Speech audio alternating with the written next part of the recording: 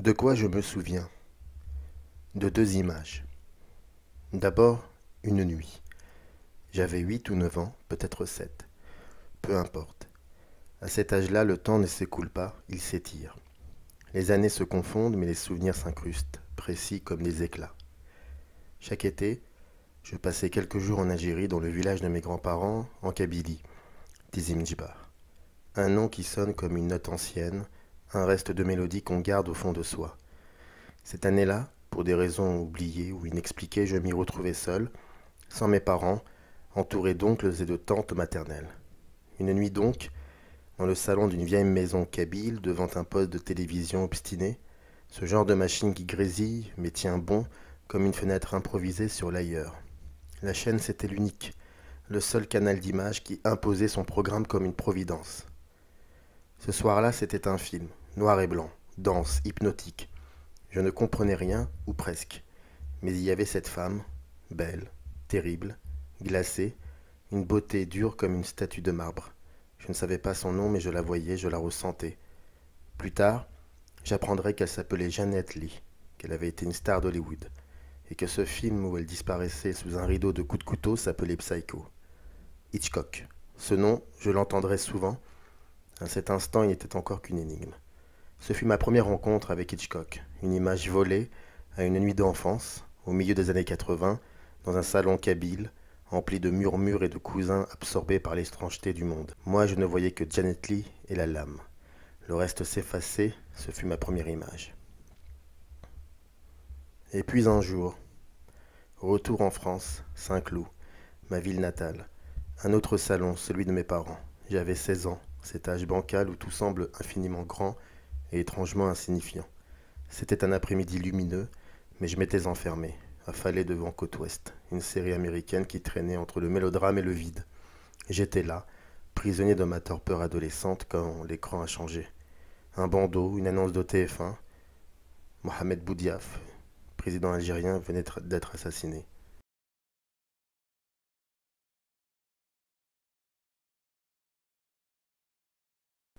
Ma mère, à côté de moi, posa sa main devant sa bouche. Elle me regardait, attendant une réaction. Elle n'en aura pas. Rien. Ni sur le moment, ni après. J'étais trop occupé à mes petits drames, trop pris par mes hésitations identitaires. Trop français, peut-être, pour saisir l'importance de cet instant algérien. Ce n'est pas la mort de Boudiaf qui m'a marqué, mais ce qu'elle est devenue. Une absence, un plan coupé, un hors-champ imposé. Tout le monde connaît cette séquence. Boudiaf, debout, s'adressant calmement à une assemblée de cadres, sa voix posée, par le savoir et l'islam. Deux mots interrompus par des coups de feu. La caméra tremble, se détourne. L'assemblée s'effondre, les visages se baissent, un chaos confus, puis une image floue comme volée, le corps de Boudiaf qui s'effondre. Mais ce qu'on aurait dû voir, l'assassin, le moment où la vie bascule, nous fut refusé. Ce plan censuré, arraché, est devenu un vide. Et pourtant c'est ce vide qui persiste. Une image que personne n'a vue, mais que tout le monde a reconstituée dans sa tête. Dites Boudiaf, et l'on vous répondra un corps criblé de balles, étendu. Une absence devenue une légende, un hors-champ qui en dit plus long que le chant. Deux images. Une femme qui s'efface dans l'eau d'une douche, un homme qui disparaît dans un vide fabriqué. Deux images qui m'accompagnent, qui me hantent. Ce sont elles qui aujourd'hui encore définissent mon rapport au cinéma. Des fragments incrustés dans ma mémoire, à la fois des repères et des fantômes qui habitent ma pensée critique. Et toi, tu en as des images? Pas seulement celles qui te plaisent ou que tu trouves belles, mais celles qui te hantent, qui te parlent même quand tu fermes les yeux. Celles qui, sans que tu le saches, t'ont façonné.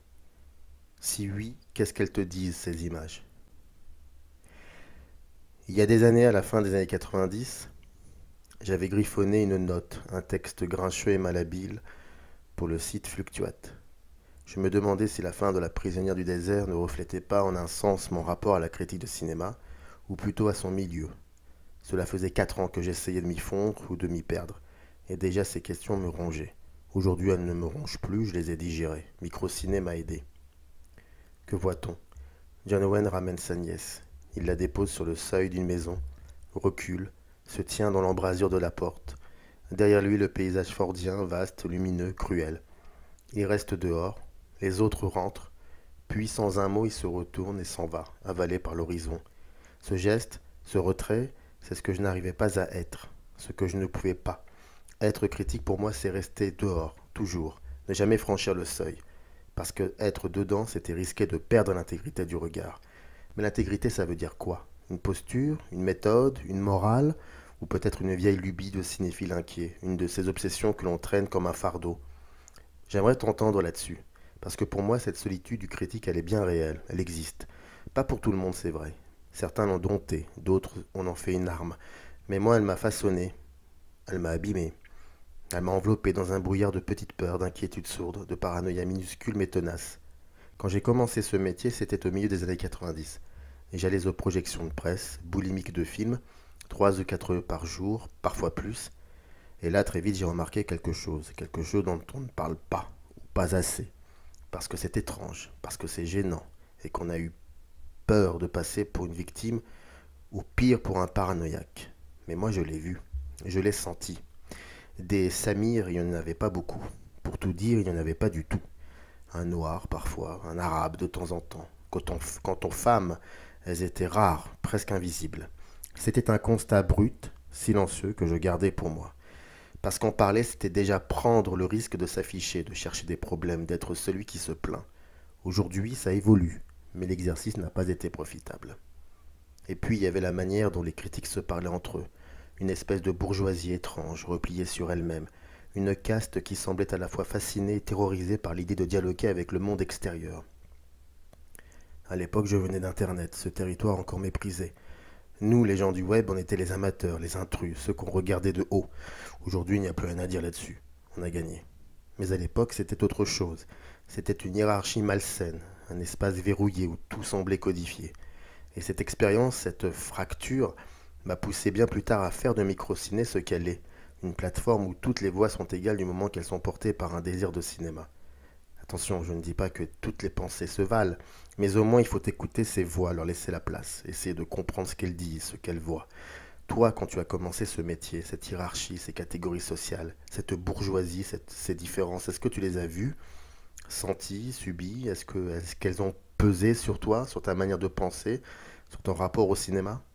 Et toi, avec le temps, es-tu devenu cet autre, cet inconnu que tu redoutais peut-être de croiser dans un miroir?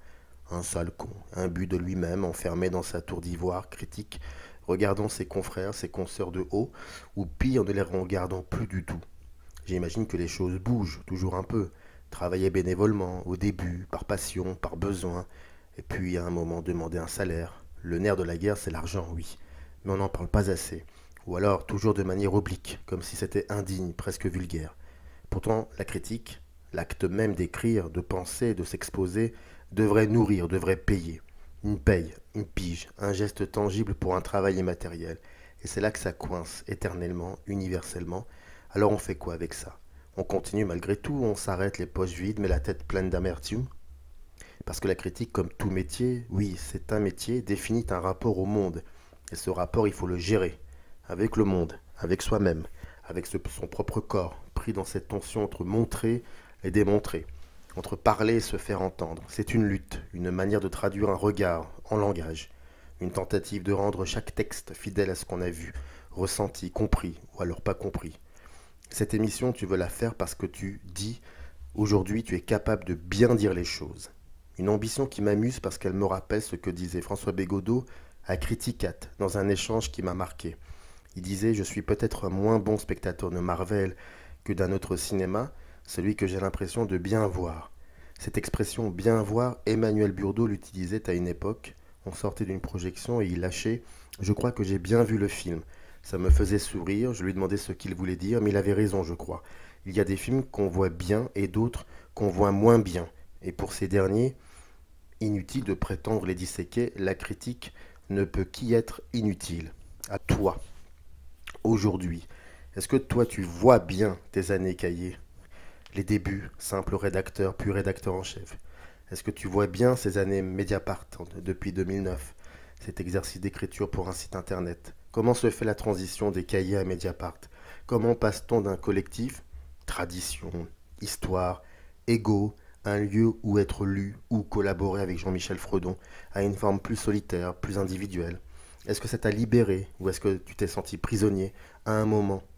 Et la radio? Tiens, le masque et la plume, tu en as parlé souvent, mais je ne t'ai jamais dit que moi aussi, j'ai eu ma petite aventure radiophonique.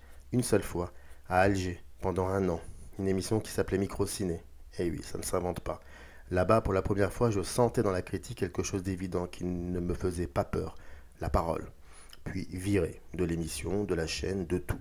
Et toi, la radio, elle t'a viré aussi?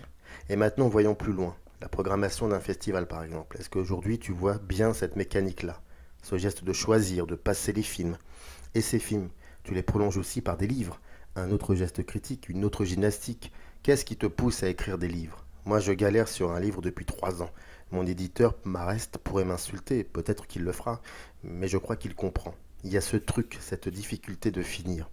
Peut-être es-tu dans le même état d'esprit avec ton livre sur Dané. Ah, Dané. Est-ce que tu avances doucement parce que justement tu le vois trop bien? J'extrapole sans doute, mais je suis aussi là pour poser ces questions. Et aujourd'hui? Non, je ne te demanderai pas ce que tu deviens, car peut-être que tu redeviens tout simplement ce que tu as toujours voulu être, un critique. Écrire ailleurs, autrement, parler ailleurs, autrement, sur des médias alternatifs, YouTube, dans des interventions ici ou là, des formations. Alors aujourd'hui, es-tu heureux? Question étrange, mais qui me rappelle le final des Contrebandiers de Moonfleet. Monsieur, l'exercice a-t-il été profitable? Bref, on y reviendra.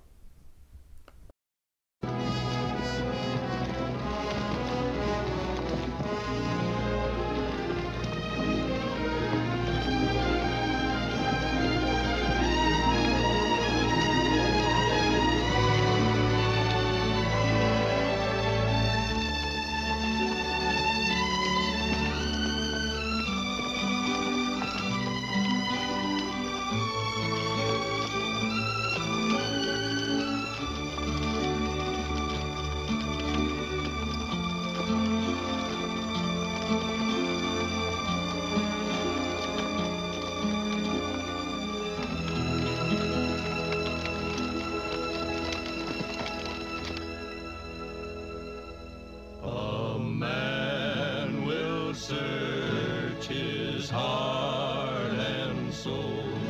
Go searching way out there.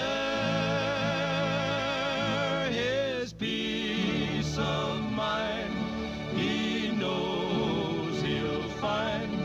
But where, oh Lord, Lord, where?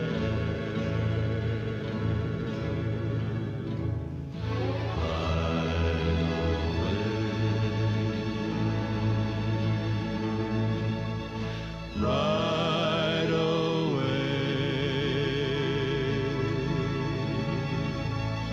right